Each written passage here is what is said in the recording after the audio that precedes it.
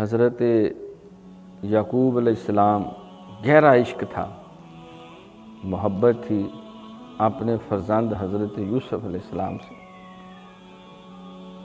40 سال تک اس کے ہجر میں روتے رہے۔ گریہ یعقوب ضرب المثل ہے تاریخ کے اندر، حد ہو گئی، کوئی 2 دن روتا ہے، کوئی 10 دن روتا ہے، کوئی سال روتا ہے، 40 سال۔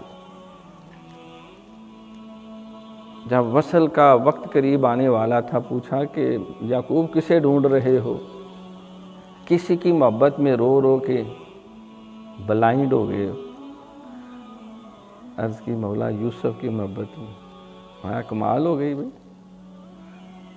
معبود میں ہوں، مسجود میں ہوں، محبوب حقیقی میں ہوں، یہ یوسف کی لگتا ہے تیرا، تو نے اس کو محبوب بنا لیا، کمال ہو۔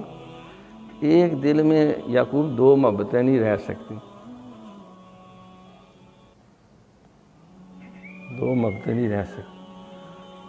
یہ 2 ستیلی، یہ 2 بہنیں ہیں جو ایک نکاح میں نہیں رہ سکتی، سگی بہنیں ہیں یہ ایک نکاح میں۔